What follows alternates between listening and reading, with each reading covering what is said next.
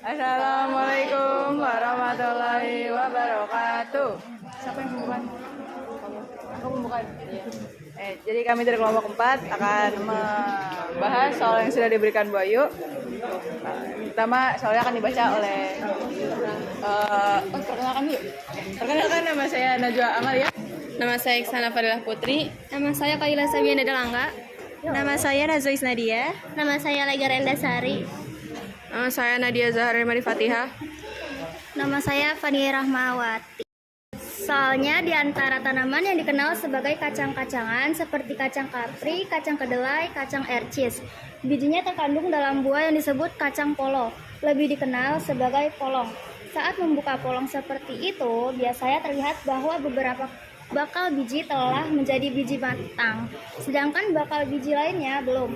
Terkait peristiwa tersebut, cermati beberapa pernyataan berikut. Yang pertama, bunga yang menghasilkan polong seperti itu tidak diserbuki. Yang kedua, tabung serbuk sari tidak memasuki semua bakal biji dalam polong tersebut.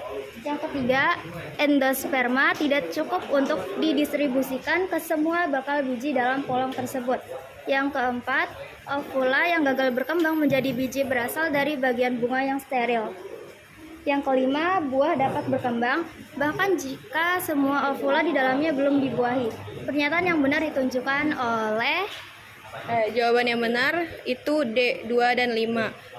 Duanya itu tabung serbuk sari tidak memasuki sebuah bakal biji dalam polong tersebut, dan 5-nya buah dapat berkembang bahkan jika semua ovula di dalamnya belum dibuahi. Pada pernyataan pertama, yaitu bunga yang menghasilkan polong seperti itu tidak diserbuki, adalah pernyataan yang tidak benar. Karena jika bunga tidak diserbuki, maka tidak akan ada proses pembentukan buah dan biji. Polong terbentuk karena setidaknya ada sebagian ovula yang dibuahi. Oke, izin instruksi dulu. Tolong dua orang sebelah sana bantu bikin gambar reproduksi bunga yang sudah saya kirimkan di grup. Yang oranye yang bunganya. Jawaban kalian dengan gambar irisan bunga yang kalian buat. Next, lanjut. Pernyataan kedua, tabung serbuk sari tidak memasuki semua bakal biji dalam polong tersebut. Pernyataan ini benar. Tidak semua bakal biji atau ovula dalam polong berhasil dibuahi, karena tabung serbuk sari mungkin hanya mencapai beberapa ovula atau bakal bijinya. pernyataan ketiga, endosperma tidak cukup untuk didistribusikan ke semua bakal biji dalam polong tersebut. Pernyataan ini tidak benar, karena endosperma terbentuk hanya setelah ovula berhasil dibuahi. Jika ovula tidak dibuahi, maka endosperma tidak akan terbentuk.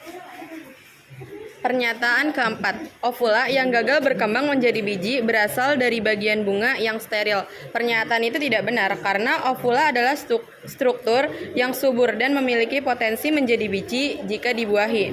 Tetapi kegagalan berkembang menjadi biji terjadi karena ovula tersebut tidak dibuahi. Pernyataan kelima, buah dapat berkembang bahkan jika semua ovula di dalamnya belum dibuahi. Pernyataan ini benar. Buah dapat berkembang meskipun tidak semua ovula dalam polong berhasil dibuahi, karena perkembangan buah seringkali dipicu oleh proses fertilisasi pada beberapa ovula saja. Berikut penjelasannya di samping. Oke, jadi jawabannya apa? Yang 2 dan 5. 2 dan 5 itu apa? 2 dan 5 sini. Tabung serbuk sari tidak memasuki semua bakal biji dalam polong tersebut. Terus yang kelima itu buah dapat berkembang bahkan jika semua ovula di dalamnya belum dibuahi. Oke, jawabannya sebetulnya benar. Tetapi kita pengen lihat mana yang bijinya tidak dibuahi.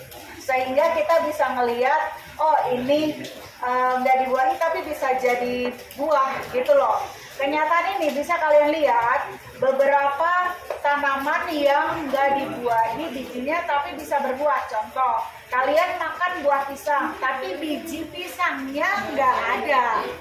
Ya, kalian makan buah semangka tapi biji semangkanya sangat muda atau bahkan tidak ada. Atau bahkan kalian bisa melihat bunga hibiscus rosa sinensis, tanaman bunga sepatu, tapi justru dia tanpa buah, gitu. Hanya bunga saja. Bunga mawar pun begitu, bijinya tidak kita lihat, padahal dia tetap dibuahi oleh serangga. Oke, silakan dihubungkan dengan gambar yang dibuat oleh kawan Anda.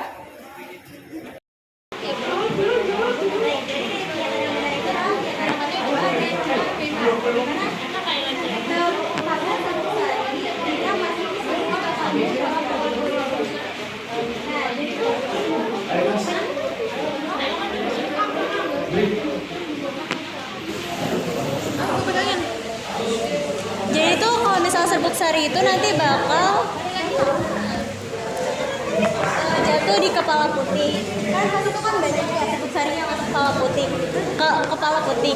Nah, di situ nanti masuk semuanya bakal dibuahi, kayak beberapa yang bakal masuk kena buah, yang akan jadi buah. Contohnya kayak lebih mudahnya untuk dipahami yang kita pelajari itu kayak sperma. Kan pasti kalau masuk semua tapi nggak semua yang dapat dibuahi kan. Nah, pasti beberapa doang akan menjadi buah. Ya seperti itu untuk pernyataannya. Sekian dari kelompok 4. Assalamualaikum warahmatullahi wabarakatuh.